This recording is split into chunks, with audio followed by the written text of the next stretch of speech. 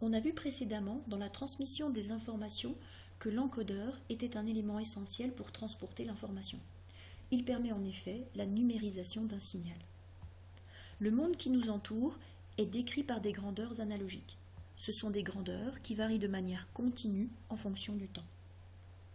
Il y a par exemple l'intensité de la voix, la pression atmosphérique ou encore la température. Ces grandeurs vont être converties grâce à des capteurs, comme le thermomètre pour la température, le micro pour les vibrations sonores ou encore le pressiomètre pour la pression. Et ces 3 capteurs vont permettre de transformer ces signaux en signaux électriques.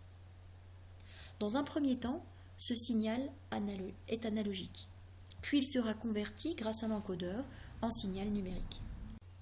Quelle différence y a-t-il entre ces 2 signaux? Eh bien, s'ils varient de façon continue dans le temps, le signal est dit analogique. S'il varie de façon discrète, le signal est numérique. Avec un signal analogique, on a donc un ensemble continu d'informations. Avec un signal numérique, on a un ensemble discret. Si on superpose ces 2 signaux, on constate bien l'existence de paliers avec le signal numérique. C'est le signal qui est en bleu. Alors que le signal analogique, lui, décrit une courbe continue. Le signal qui est en rouge. Maintenant, comment passe-t-on d'un signal analogique à un signal numérique? Plus précisément, comment réalise-t-on la numérisation d'un signal? Pour cela, on a besoin d'un convertisseur analogique numérique qu'on note CAN. Quelles sont les étapes? Tout d'abord, il y a l'échantillonnage. Ensuite, la quantification. Et enfin, le codage. En ce qui concerne l'échantillonnage, le convertisseur prélève des échantillons du signal analogique à intervalles de temps réguliers, c'est-à-dire à chaque période TE, appelée encore période d'échantillonnage, qu'on étudiera tout à l'heure. Ensuite, la valeur de l'échantillon prélevé est comparée à l'ensemble des valeurs permises par la résolution du convertisseur. Elle est ensuite remplacée par la valeur permise la plus proche au moment du codage, c'est-à-dire avec un nombre binaire adapté. La numérisation est d'autant meilleure que le signal numérique se rapproche du signal analogique initial. Étudions un peu plus dans les détails l'échantillonnage. On prend le cas d'un signal analogique, par exemple de période 1 seconde.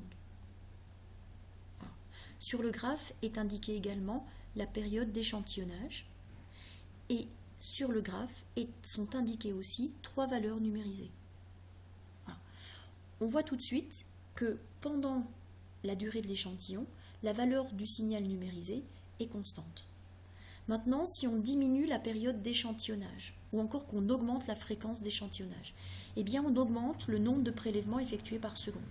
Et là, on voit tout de suite que le signal numérique se rapproche davantage du signal analogique. Et donc la numérisation est meilleure. On peut ainsi définir le théorème de Shannon. De manière générale, la numérisation sera bonne si la fréquence d'échantillonnage est 2 fois supérieure à la fréquence du signal analogique.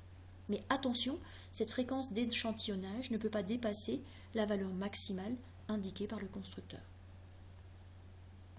En ce qui concerne la quantification, les valeurs permises par la résolution du convertisseur correspondent à des valeurs multiples du pas de résolution, qui est représenté à la verticale. Maintenant, on va réduire le pas et on constate que plus le pas est faible, plus le nombre de valeurs permises sera élevé et donc plus le signal échantillonné se rapproche du signal d'origine. Mais attention, si le pas devient trop fin, on multiplie aussi la quantité de données à stocker. Enfin, la dernière étape au niveau de la numérisation, c'est le codage.